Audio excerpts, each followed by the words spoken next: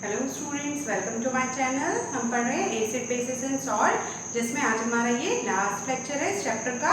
इससे पहले भी मैंने इसके लिए 4 वीडियोस अपलोड किए हैं, जिसमें जो सारे ही वीडियोस बहुत इंपॉर्टेंट है। आप पहले उन सारे वीडियोस को भी देख लीजिए। तो आज ही हमारा लास्ट लेक्चर है तो एसिड बेसिस एंड सॉल्ट, जिसमें हम एसिड बेसिस ऑलरेडी कंप्लीट कर चुके हैं। हम पढ़ रहे थे सॉल्ट्स में भी मैंने ऑलरेडी कुछ टाइप के सॉल्ट्स अपने लास्ट लेक्चर में पढ़ा चुके हैं। तो आज हम एक लास्ट सॉल्ट जो हमारा बचा हुआ है वो पढ़ेंगे, प्लास्टर ऑफ पेरिस। ओके, तो सबसे पहले देखते हैं प्लास्टर ऑफ पेरिस एक ऐसा वर्ड है जिसे हर कोई जानता है, प्लास्टर ऑफ पेरिस ये वर्ड।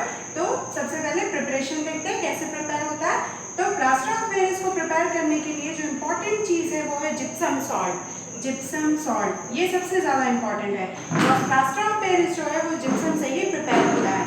तो कैसे प्रिपेयर होता है, तो इसका फॉर्मूला क्या है, कैल्शियम सल्फेट डॉट 2H2O। जो जिप्सम है उसका फॉर्मूला, ये भी आपके क्वेश्चन में आता है कि जिप्सम का फॉर्मूला क्या है, तो कैल्शियम सल्फेट डॉट 2H2O। तो इससे क्या बनेगा, जब आप इसको 373 केल्विन टेम्परेचर में हीट करोगे, तो जब gypsum salt is get heated at 373 kelvin, तो ये अपने इसके पास 2 वाटर मॉलिक्यूल्स हैं। तो उस 2 वाटर मॉलिक्यूल में से ये क्या करता है, 1.5 वाटर मॉलिक्यूल को का लॉस कर देते हैं। हीट करते हैं तो वाटर मॉलिक्यूल जो होते हैं वो निकलते हैं, तो 1.5 वाटर मॉलिक्यूल का लॉस करता है और हाफ वाटर मॉलिक्यूल जो है इसके साथ एसोसिएट रहता है। तो वही कहलाता है प्लास्टर ऑफ पेरिस। तो नाम क्या हुआ, calcium sulphate half hemi hydrated, calcium sulphate hemi hydrated, इसको सेमी हाइड्रेटेड भी बोलते हैं। तो when calcium sulfate get associated with half water molecule, it is known as plaster of Paris. When it get associated with dihydrated or 2 water molecules, it is known as calcium sulfate dihydrated or gypsum salt. Okay.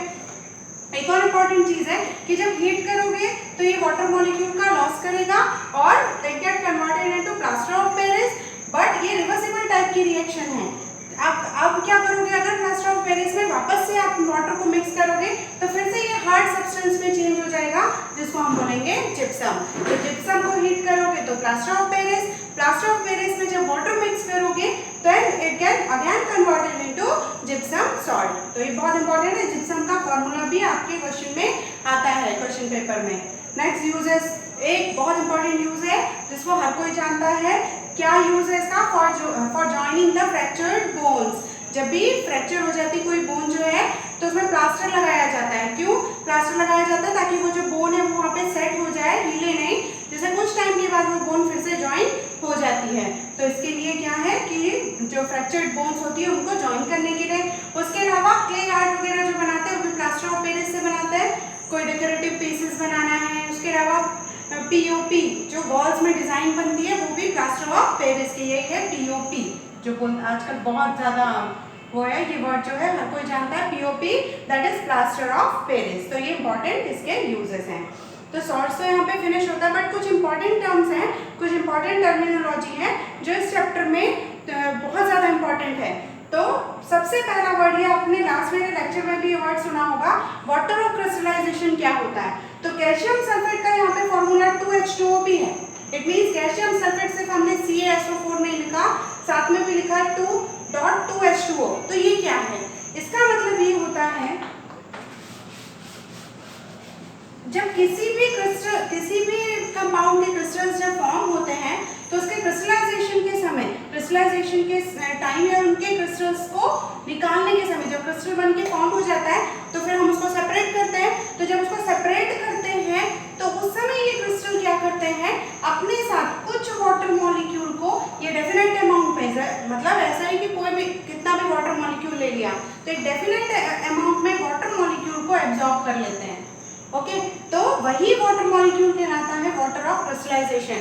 जैसे मैंने लिखा calcium sulphate dot 2H2O, तो अगर मैं सिर्फ लिखूंगी calcium sulphate तो ये कहलाएगा डिहाइड्रेटेड, इसमें वाटर मॉलिक्यूल नहीं है। But calcium sulphate dot 2H2O, this is the actual formula for calcium sulphate. तो ये इसका सही फॉर्मूला है कि जब क्रिस्टल्स को सेपरेट आउट करते हैं तो उनकी वॉशिंग करते हैं, उनको वॉश करते हैं वाटर से।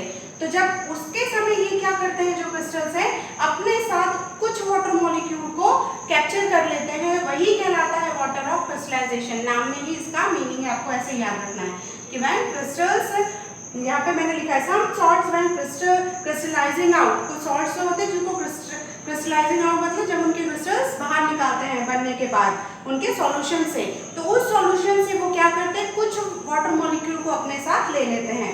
From solution unite with water molecule in definite quantity में। इसलिए ऐसा कुछ भी नहीं लिखेंगे आप जिसके साथ जो डाईहाइड्रेटेड है वो डाईहाइड्रेटेड, अगर हमने प्लास्टर ऑफ पेरिस को देखा तो वो सेमी हाइड्रेटेड या हेमी हाइड्रेटेड था। तो ऐसे बहुत से एग्जांपल्स हैं। कुछ एग्जांपल्स मैंने कल भी हमने अपने लास्ट लेक्चर में भी देखा था कि जो आपका वॉशिंग सोडा होता है उसके साथ जो होते हैं 10 वाटर मॉलिक्यूल एसोसिएटेड होते हैं। वॉशिंग सोडा के साथ में 10 वाटर मॉलिक्यूल एसोसिएटेड होते हैं। और वैसे मैग्नीशियम सल्फेट के साथ जो है 7 वाटर मॉलिक्यूल जो है एसोसिएटेड रहते हैं। कॉपर सल्फेट दो टाइप का है यहाँ पर, एक जो मैंने यहाँ पे लिखा है एग्जांपल, कॉपर सल्फेट पेंटाहाइड्रेटेड भी है। एक एग्जांपल जो मैंने यहाँ लिखा है दैट इज डाईहाइड्रेटेड।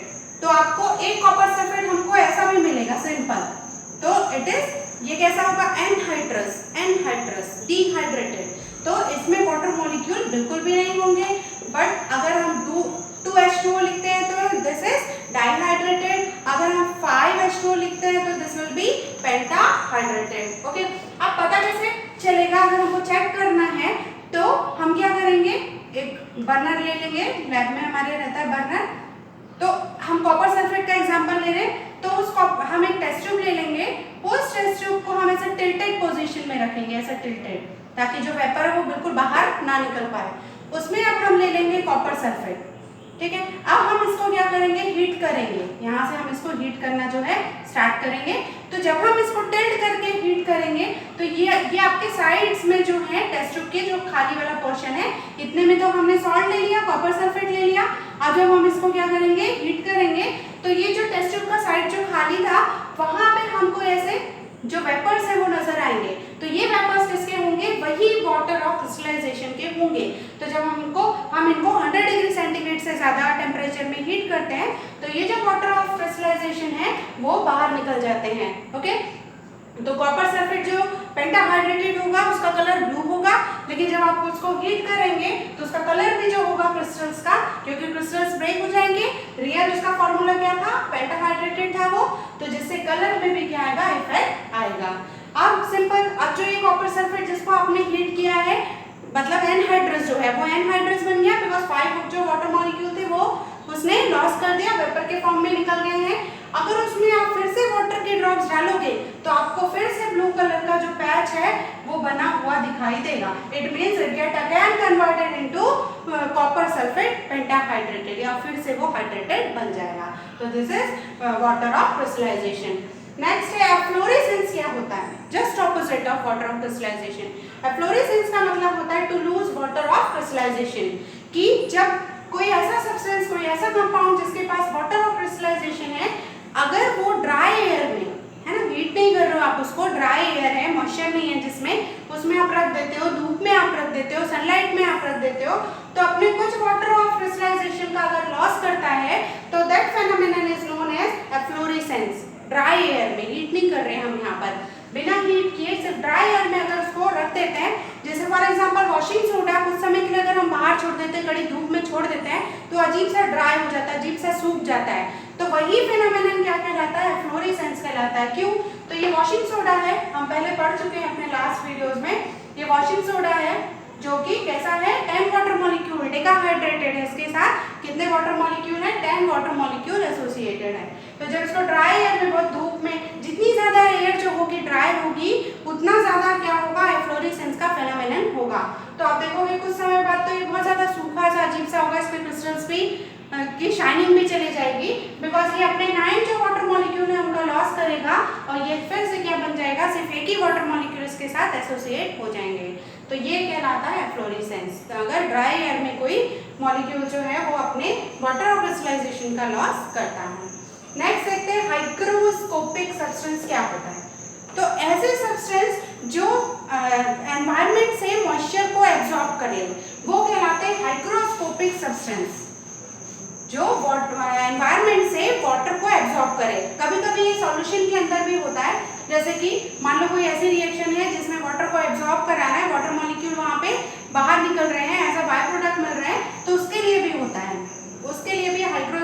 सब्सटेंस को यूज करते हैं, कंसंट्रेटेड H2SO4 वगैरह। मान लो कोई ऐसा सब्सटेंस है, जनरली हम ऑर्गेनिक में प्रिपरेशन करते हैं तो क्रिस्टल्स वगैरह बनाते हैं, तो उनके क्रिस्टल्स जो होते हैं वो जब हम तुरंत क्रिस्टल प्रिपेयर करते हैं तो क्या होता है, उनकी वॉशिंग करने के समय वो उनमें मॉइस्चर होता है, वो गीले रहते हैं, तो उनको ड्राई करने के लिए हम क्या करते हैं, एक apparatus में उसको रख देते हैं जो डेसिकेटर कहलाता है, और उसमें कोई ड्राइंग एजेंट का या हाइग्रोस्कोपिक एजेंट रख देते हैं, जिससे वो क्या करता है, इस जो भी सब्सटेंस हमने बनाया है, प्रिपेयर किया है, उसका जो भी मॉइस्चर है वो एब्जॉर्ब कर लेता है। ठीक है, तो इसका मतलब हाइग्रोस्कोपिक सब्सटेंस वो है जो एनवायरनमेंट से मॉइस्चर को एब्जॉर्ब कर ले। तो बेस्ट एग्जांपल है इसका कंसंट्रेटेड H2SO4, फास्फोरस पेंटाऑक्साइड और ये calcium oxide. Okay, calcium oxide जिसको हम क्या कहते हैं, क्विकलाइन भी बोलते हैं। तो हम हमारे पास अगर कुछ नहीं होता तो हम कुछ चॉक के पीसेस भी डाल देते हैं, जिससे भी मॉइस्चर जो है वो क्या है, उस ऑर्गेनिक कंपाउंड जिसको हमने बनाया है उससे वो जो आपके चॉक के पीसेस है, बिकॉज वो भी कैल्शियम ऑक्साइड का बना हुआ है, तो उसको उससे मॉइस्चर को एब्जॉर्ब कर लेता है। सिलिका जेल बहुत ज़्यादा यूज़ करते हैं, बहुत ही हम कॉलेज के समय जब यूज़ करते हैं ऑर्गेनिक प्रिपरेशन में, तो जनरली सिलिका जेल का हम यूज़ करते हैं, ताकि जो भी ऑर्गेनिक कंपाउंड जो हमने बनाया है उससे मॉइस्चर को कौन एब्जॉर्ब करेगा, ये सिलिका जेल। ओके, नेक्स्ट देखते हैं डेलिक्वेसेंट सब्सटेंस क्या होता है। डेलिक्वेसेंट का मतलब वो होता है, ये वो सब्सटेंस होंगे जो वाटर सॉल्युबल होंगे, वाटर सॉल्युबल होते हैं, लेकिन जब हम जैसा ड्राई एयर में तो ये ऐसे ही रहेंगे, इनके जैसे सोडियम हाइड्रोक्साइड को अगर हम देखते हैं NaOH को, तो ये पैलेट के फॉर्म में आता है, ऐसे छोटे छोटे पैलेट होते हैं इसके। तो ये ड्राई एयर जब गर्मी का सीजन होता है, जब ये ड्राई होती है तब तो इसको कुछ भी नहीं होता, लेकिन जैसे ही बारिश का सीजन आता है, रेनी सीजन आता है, तो ये पूरा कैसा हो जाता है, मेल्ट हो जाता है। क्यों होता है ऐसा, तो यही फेनोमेनन कहलाता है डेलिक्वेसेंट। तो ऐसे सब्सटेंस जो वाटर सॉल्युबल होते हैं, और जब एनवायरनमेंट में मॉइस्चर, ऐसे रेनी सीजन है, बारिश का मौसम है, मॉइस्चर वाला मौसम है, उस समय ये क्या करते हैं, एनवायरनमेंट से मॉइस्चर को एब्जॉर्ब कर लेते हैं, तो ऐसे सब्सटेंस जो हैं डेलिक्वेसेंट कहलाते हैं। जिसका बेस्ट एग्जांपल मैंने बताया कि अगर आप NaOH को देखेंगे गर्मी में, तो ये वैसा का वैसा ही रहेगा, हार्ड रहेगा जिस फॉर्म में ये मिलता है, लेकिन बारिश के दिनों में आप देखोगे तो ये कैसा हो जाएगा, पूरा गीला हो जाएगा, क्योंकि ये एनवायरनमेंट की मॉइस्चर को पूरा एब्जॉर्ब कर लेगा। ओके, तो इसीलिए इसको टाइट पैक करके बॉटल्स को रखते हैं ताकि इसके अंदर मॉइस्चर ना जा पाए। वैसे ही KOH भी होगा, वैसे ही मैग्नीशियम क्लोराइड भी होगा, वैसा ही कैल्शियम क्लोराइड भी होगा। तो ये कुछ इंपॉर्टेंट टर्मिनोलॉजीज थी जो इस चैप्टर के लिए बहुत इंपॉर्टेंट है, और आपके कॉम्पिटिटिव एग्जाम के पर्पज से भी ये बहुत ज़्यादा इंपॉर्टेंट है। तो आज का हमारा चैप्टर यही फिनिश होता है, एसिड बेसिस एंड सॉल्ट। और जो भी इंपॉर्टेंट वीडियोज़ है इसमें मैंने पहले भी कई वीडियोज़ अपलोड किए हैं, तो प्लीज़ आप उनको वॉच कर लीजिए। Okay, thank you.